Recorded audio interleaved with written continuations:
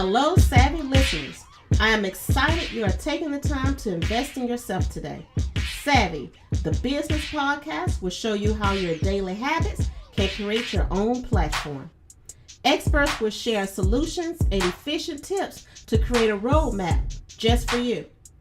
One thing that can make this happen: change your habits, change your success. Welcome to Savvy, the business podcast. Hi, welcome to Savvy, the business podcast. I'm Melissa Amber, host, and we have Justin Pogue on today. We're getting into some real estate questions and conversation. That's a little different than where we normally go, but everybody needs and need to understand the real game out there, some of the tricks, do's, don'ts. And we'll, hit on some of those. And if we don't hit on anything that you're looking for, you will definitely have an opportunity to connect with Justin directly to see if he can help you with some of those questions or concerns that you may be having. So before we get started, I want to read you a little bit about Justin's bio so you can know a little bit about who he is. Justin Pogue is an award-winning author and real estate consultant based in San Jose, California. His book, Rental Secrets, has already helped so many people across the country. Fox News, the Mercury News, SF Gate, Realtor.com, and ApartmentTherapy.com have all featured his insights for the benefit of their audience. He got his start in real estate by purchasing properties on the lands available listed in the state of Florida. Since 2003, he has developed and managed apartments, rental homes, and student housing across the U.S. He also holds a degree in economics from the Wharton School, as well as MBA from Darden School at the University of Virginia. Now, Justin, real estate, that is tricky for a lot of people, not only as individuals that really don't understand everything about real estate besides I need to buy a home, put some floors in it, a roof on it, the basic things.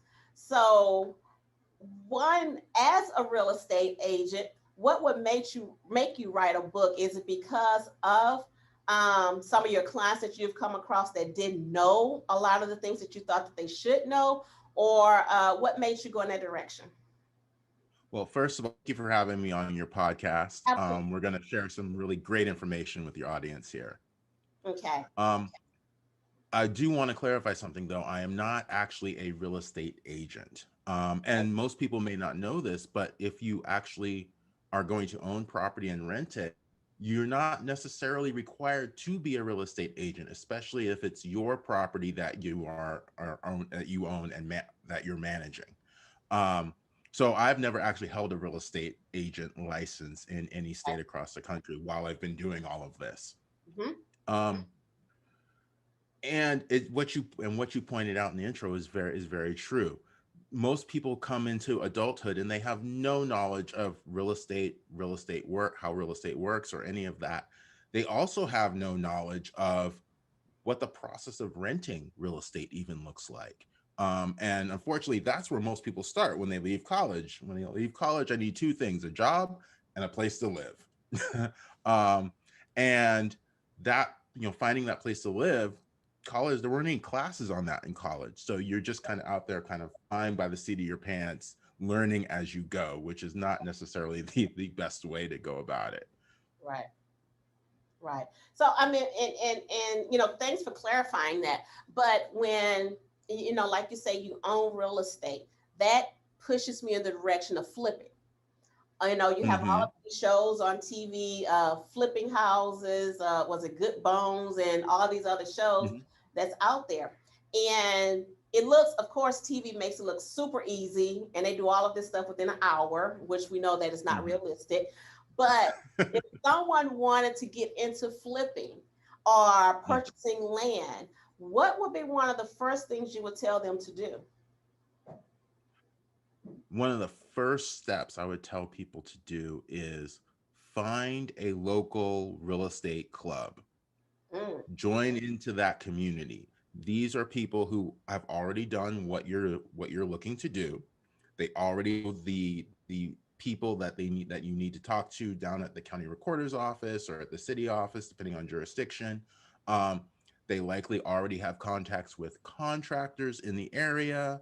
And people are generally good about sharing tips and tricks that they've learned through their process with people who are new. So local real estate investment clubs are an excellent resource that most people don't think about. And that's a really good place to start. Wow. Another place that people, oh, go ahead. No, go ahead. I'm sorry. This place that people can start is in the library. All the books in the library are free. Mhm. And a lot of those books will still talk about different concepts that you'll need to know as an investor. They'll start defining a lot of those terms for you, that Right. kind of thing. You can also search online. The online search kind of, it opens up the whole world to you at once, and some people may get overwhelmed. So it may be better to like choose a couple of books to start with, read those, digest that, and then you're more informed when you move forward with your real estate investment plans. Right. So if someone, have these plans and um, they think it's, just easy. Oh, okay, I passed by this property or land and I just want to make a purchase. Let me call the number and, buy it. What Mhm. are some of the common mistakes that people make when that happens? Well, when you buy a piece of property, you're also buying your neighbors. You're also buying the neighborhood that it is in. Not just, oh, this is a great piece of property. I love the way this house looks, all of that. Who are the neighbors on either side of that property? Are they taking care of their property? What amenities are available in the neighborhood? Is there a park nearby? Can people walk to shopping? These are all things that whoever you rent that property to, or whoever comes behind you and buys that property, they're going to be looking at those aspects to see, what is this property actually worth? Right. Well, in your book, do you have all these type of tips and information for just the average individual, or do they need to have some type of knowledge of real estate? My book is written for people who have absolutely no knowledge of real estate, and it focuses on people who are going into renting or people who are renting. Um, and the goal really is to share tips and tricks that renters can use that to negotiate better for what they're paying for rent. And it's not a legal book by any means. It's more about the market relationship between renters and landlords and what things can renters do to help their landlords, and then use those items as negotiation tactics when they're working on how much to pay for rent each month. Okay. I'm glad you said that about it not being, the legal piece of it, because, I was going to say, okay, how difficult is it for someone to read a book like that and understand the language that goes into real estate? So, we have the books where it's, books for dummies that makes it Mhm, super, super simple. mhm. How is your book easy for the average person to read without having to sit next to a dictionary or internet to research every other sentence? That's a really great question. And actually, when I was writing the book, I learned this about Microsoft Word. You can actually take what you've written, and it will analyze what you wrote and see what grade level you actually wrote at. And I just learned this when I was writing the book. Wow. So the book itself is written at a ninth grade level. Okay. So it's really accessible to everyone who's going to be in the situation of renting. Um, and it's really written for people to read quickly and then actually take what they learned from the book, apply it out in the real world. I didn't want to write a 300-page book full of SAT words for people to try and wrestle through, Right. because nobody's going to read it honestly. Right. So I thought it much better to actually write something that the average person could read and understand and digest quickly, and then go out and use. So it would be beneficial to their life in pretty short order. Right. So with this being something that the average person can read, um, what are your suggestions of, okay, if you're in the real estate, why would they purchase your book opposed to, other real estate books out there? What would make yours the book to buy and to start reading? Yeah. So you're really asking me about where this book came from and why did I write it? And I was sitting in the bookstore. I'm looking at the real estate section because I even being in real estate, I'm looking for new concepts and new ideas that I can use in what I'm doing. Uh, and I'm looking at the shelves and I noticed something really odd. There were books for managers and investors, and but there weren't any books dedicated to renters. And I'm like, that struck me as really odd because there are 43 million households out there who are bringing money to the table every month to float the entire real estate investment industry. And there weren't any books dedicated to those people. So that's where I started writing this book, because you can get professional advice buying a car, you can get professional advice buying appliances, but when it comes down to the largest expense that most people have in their budget, there wasn't any advice that I was really finding out there. There were a few articles here or there, Right. but there weren't really any professionals that people could tap into. Um, and that's where this book came from. And it really starts with, oh, I'm sorry, go ahead. Does it tap into commercial and residential? So my book focuses on residential. Some of the concepts are applicable to commercial, but I wrote on residential because that's where my background is, and that's what the average person is dealing with. You may have heard the line in a number of movies that, ain't nothing going on but the rent. Well, for a lot of people, that's where they're at. Mhm. Um, and that's where they can use some help. And that's where this book focuses. Wow. Yeah, and you're right. Ain't nothing going on but the rent. um, with the year that so many people have had, we've all had in 2020, and there's a lot of people that have lost their homes or is losing their homes. Is there a resource or something in your book that can help them to try to get back on track or give them some information they may not know about to keep their home or to purchase another home? So when you're in a rental situation, your ability to negotiate with your landlord, whether it be an individual or a property management company, is critical. And in order to negotiate with them effectively, you need to know what their problems are. And that's what Rental Secrets really talks about, is these are the problems that landlords have in running their property, in doing the things that they need. And these are the ways that you as a renter can help.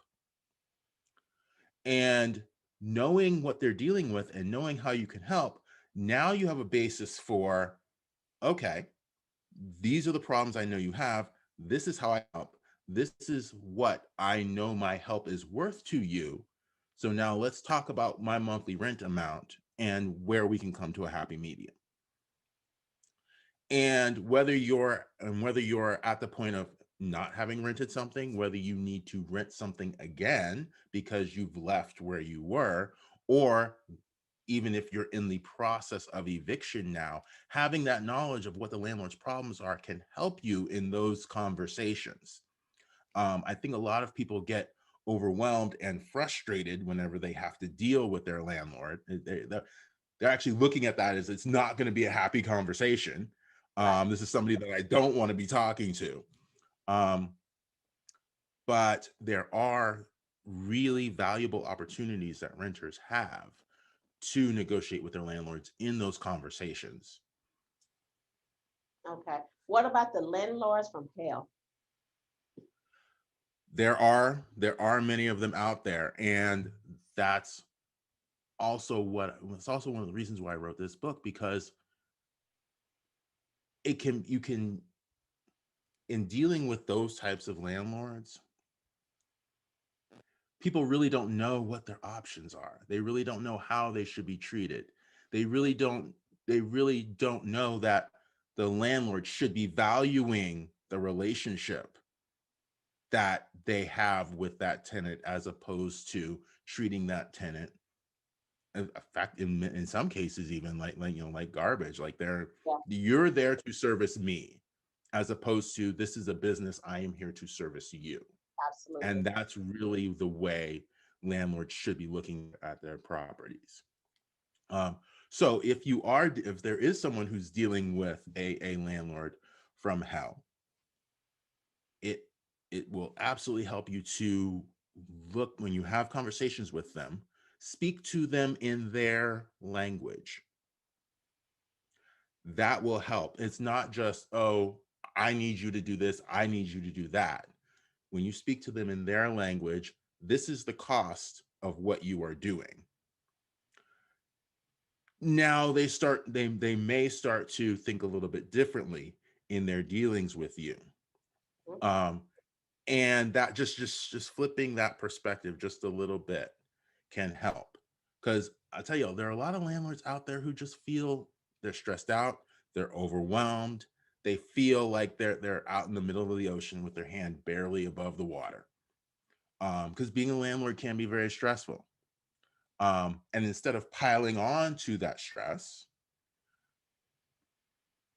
let them know that there are ways that you may be able to help them, and maybe even you may even be throwing them a lifeline at a time when they really need it, and that may help you to break through that outer shell that they present, where that they are this landlord from hell.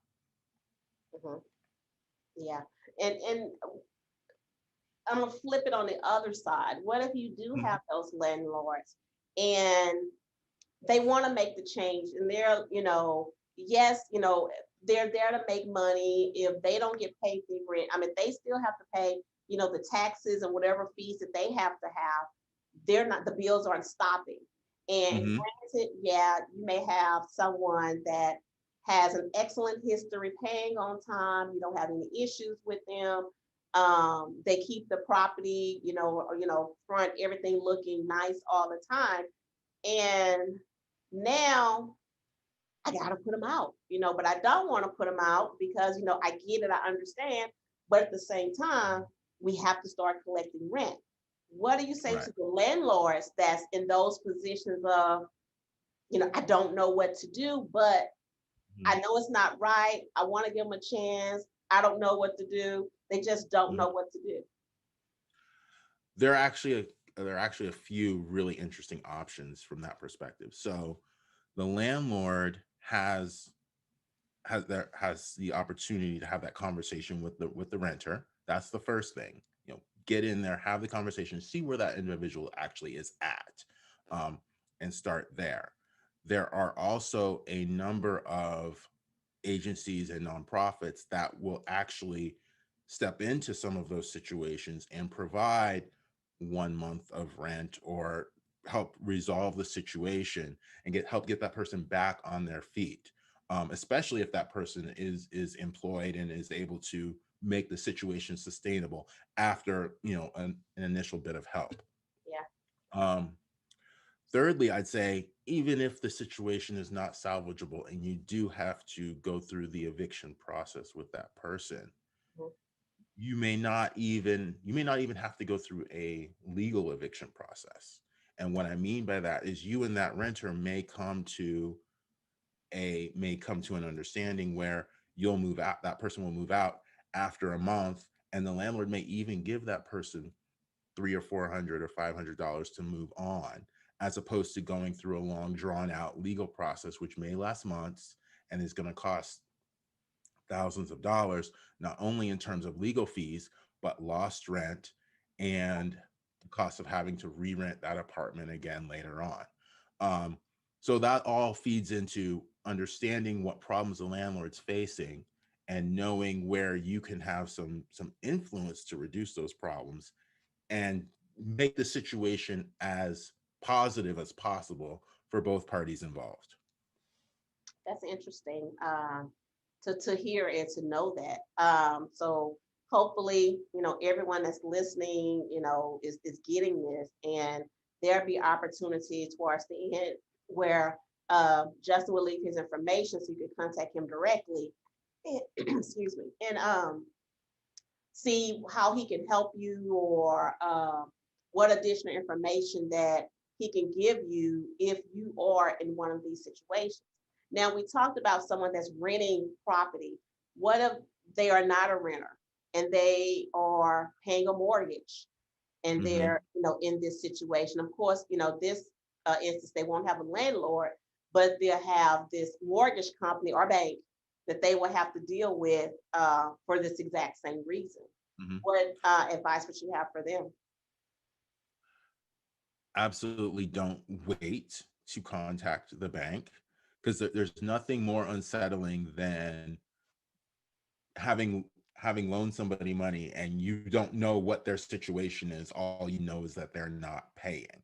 Yeah. um, so actually, as the borrower, reach out to your lending institution, whoever they may be, and most of them at this point have an official process that they take people through who are having economic hardship because of what's going on, and go through that process, get that ball rolling now, because as time passes, rules will change. um Lending institutions may end up having creating less favorable settlements with people.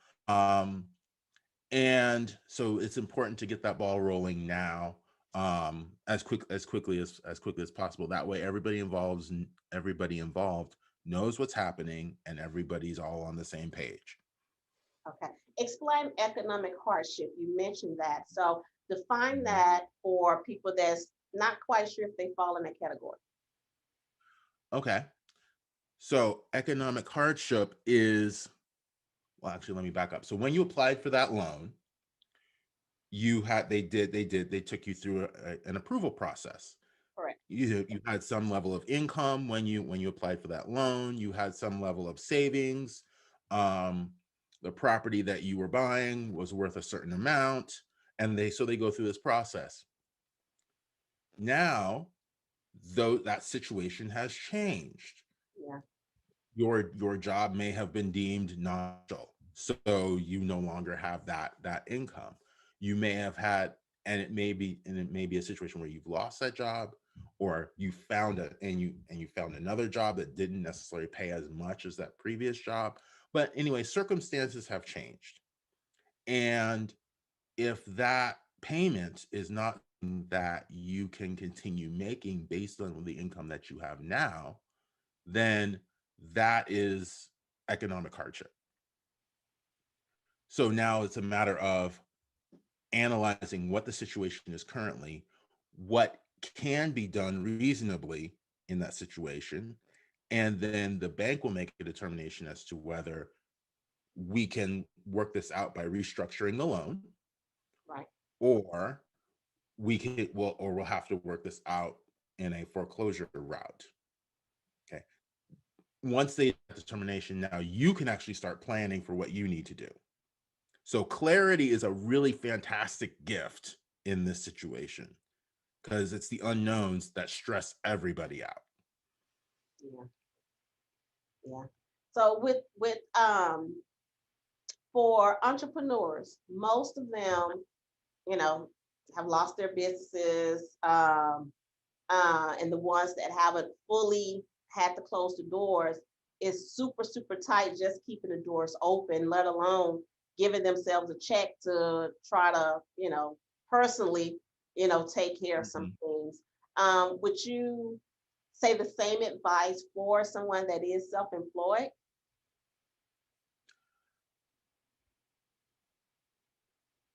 Yeah, I mean the advice related to self-employed people is similar, um, and it actually brings up an interesting point, because as an entrepreneur, more you've dealt with chaos in situations similar to this before. I mean, you have that's been woven into your DNA because you had to build this thing out of scratch from nothing. Um, your employees don't have that. They're not from that situation. Um, so that negotiation between your mortgage holder or your landlord or whoever that may be is really important, and a lot of the entrepreneurs, they have a leg up in that conversation because they've had to negotiate everything they've created and they've done it from scratch. So the other thing I would say is if those entrepreneurs have employees, help them negotiate and navigate what they're dealing with, because you have expertise that they most likely don't have, because employees and entrepreneurs look at things from a very different perspective. That's a great point. That you're already a negotiator as a business owner because you have to negotiate your deals with vendors and everything else that you will have to deal with, regardless of what industry or field that you're in. You have to negotiate. So that's a great point to share your knowledge with your employees or Yeah. your contractors. That's a great point. Um, that you shared that. How would you recommend? No, I won't say recommend, but with this the real estate is what you say is someone that wants to either purchase a home again because they lost it in 2020 or they've never purchased a home and they want to go ahead. Okay, it's 2021. Things are sort of starting to look up. What would you say about the real estate right now? Is it a good time for people to jump on or just hold on for a minute? It always depends on people's individual situations and what they need. But the way I would present it is this. I think people need to look at purchasing real estate differently. There was an amazing show on HGTV, and it was called Income Property. And it focused on people who wanted to buy their first property, but it was focused on people helping people to buy a duplex instead of a single family house. The idea was I can live in one side of the house and I can rent the other side of the house, and that will help me cover my mortgage. Mm. So looking at these kind of concepts around what's becoming known as house hacking, where your house is not only a place to live, but it is also a source of revenue and income as well. And it can take the form of that duplex, or it can take the form of actually renting rooms in your house and creating a roommate situation.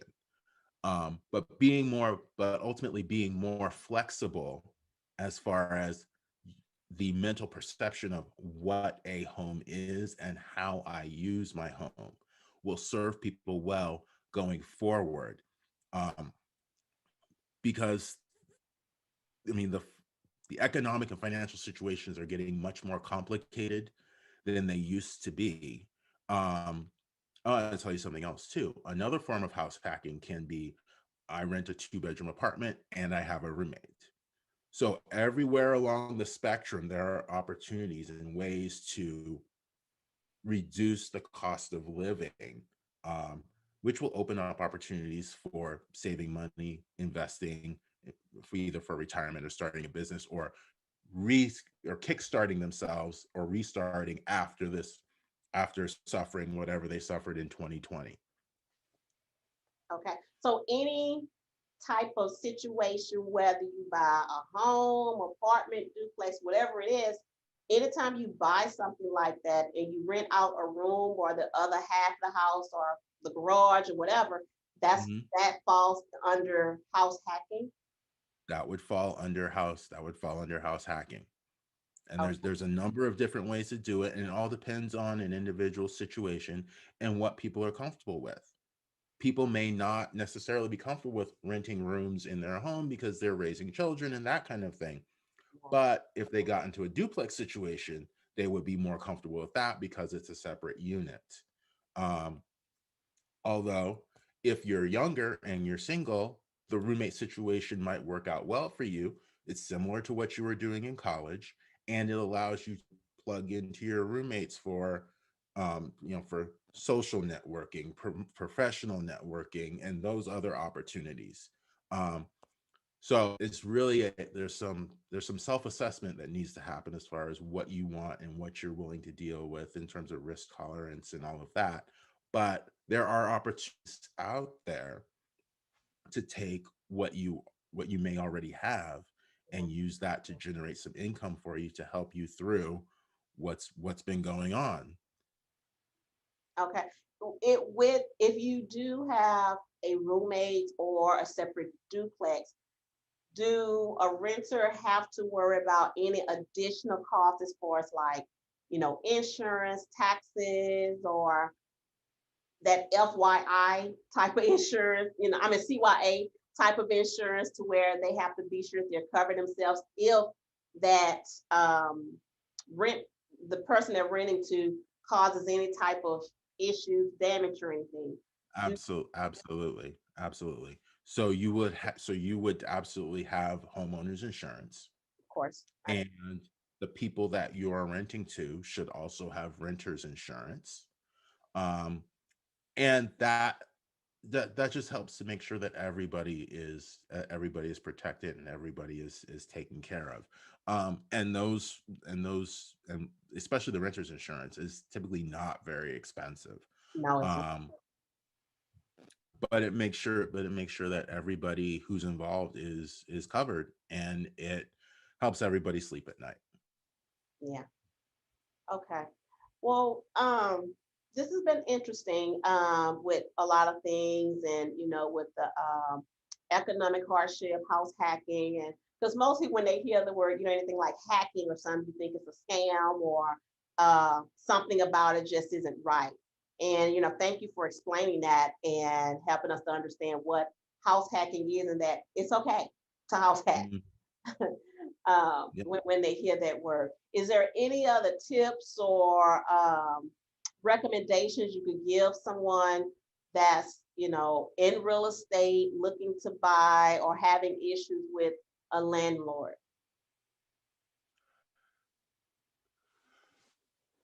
The first thing I would say this: when you're looking to rent or buy, start with looking at the actual property itself, and then look at the neighborhood. As a matter of fact, talk to your potential neighbors.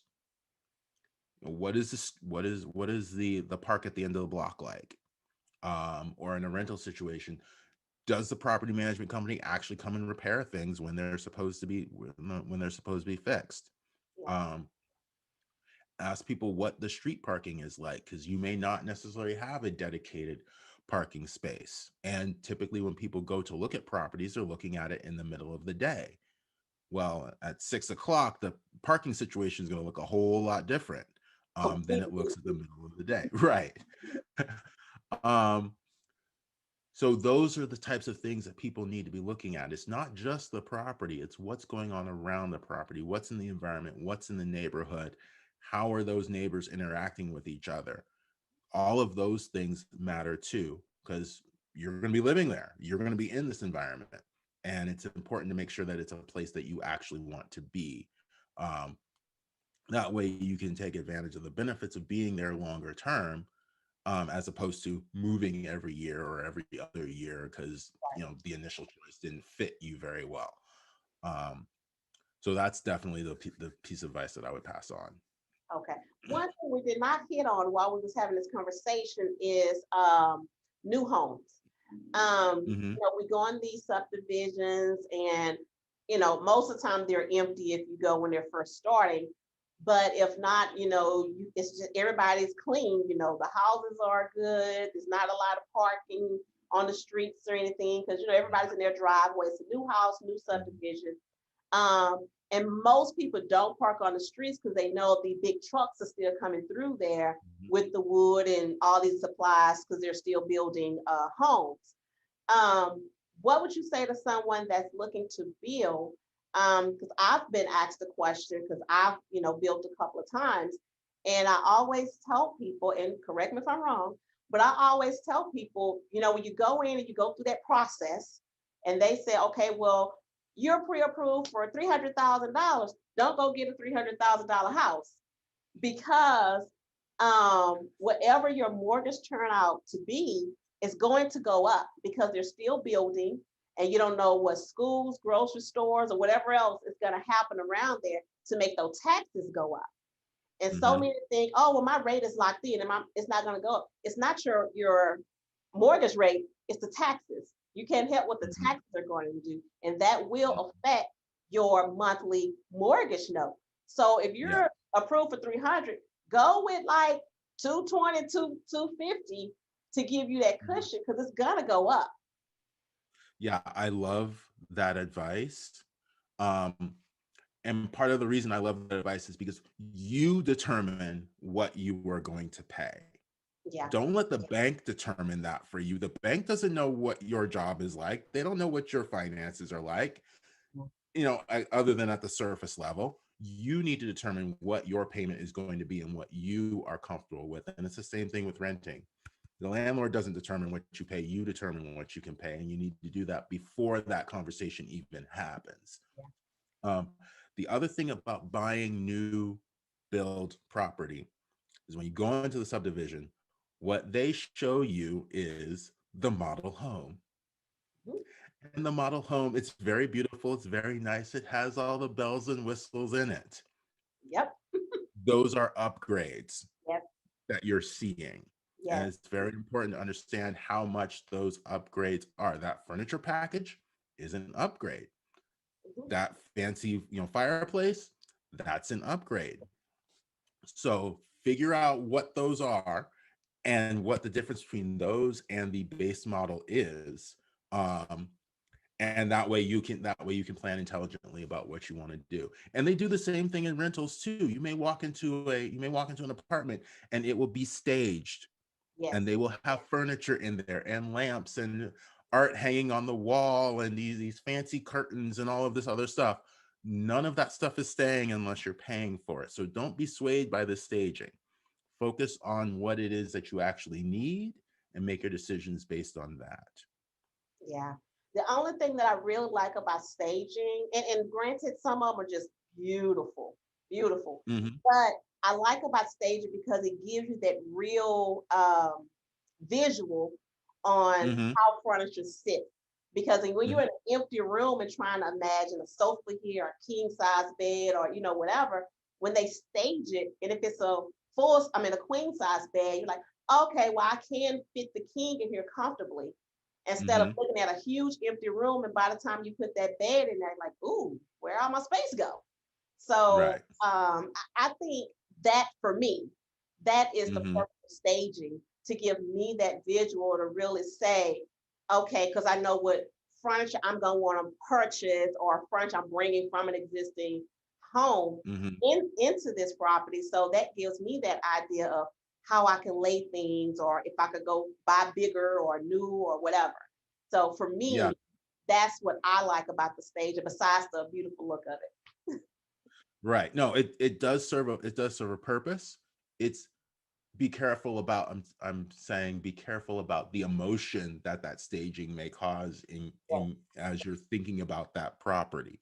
Um because the that whatever that staging is bringing out in you, it won't be there when you put your furniture in there No, it because your will furniture is not. going to look different. It's not, including the accessories. It is not. Yeah. So, Yeah. um so I'm sorry, go ahead. no, go ahead. No, go ahead. Yeah. Um, so the other interesting thing about new build property is that in many cases you do get some type of warranty with the home, as far as the structure and the appliances and so forth. So you are, if you do run into some kind of problem, you are able to contact the builder and get those things rectified within a certain amount of time. Yeah. Um, And that's factoring into your buying process. Then you also want to be looking at what is the reputation of that contractor who worked on your particular home or who was working in that subdivision, um, to really see, are they doing quality work? What is going on in that on that property, and how was it constructed? um, and don't just kind of ooh and ah at how great it looks. But also look at things like, which appliances are in there. What is the longevity of those appliance brands? What are the reviews of the appliances that are being put into this particular subnet? Yeah. Um, those kinds of questions. And if you're not buying new, if you're buying an existing home, one of the tricks that sometimes sellers use is they paint the place so everything looks all nice and bright and new and everything. Pretty.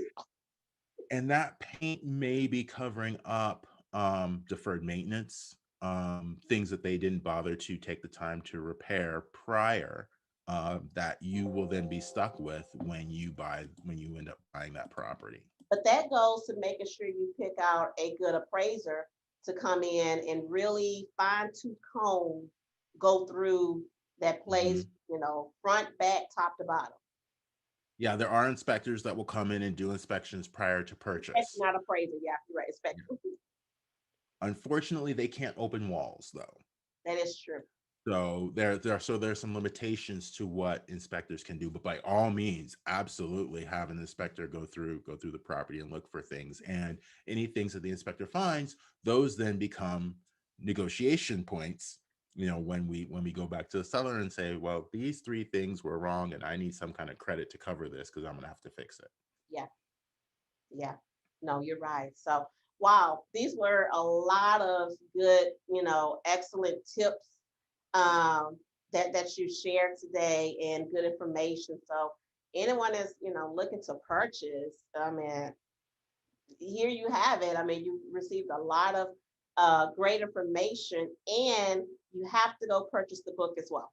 So, Justin, let everyone know where they can purchase the book and how they can reach out to you. Yeah, the name of the book is Rental Secrets. It's available on Amazon and all the other online booksellers. It's also available in audio format as well as ebook format. And my website is rentalsecrets.net.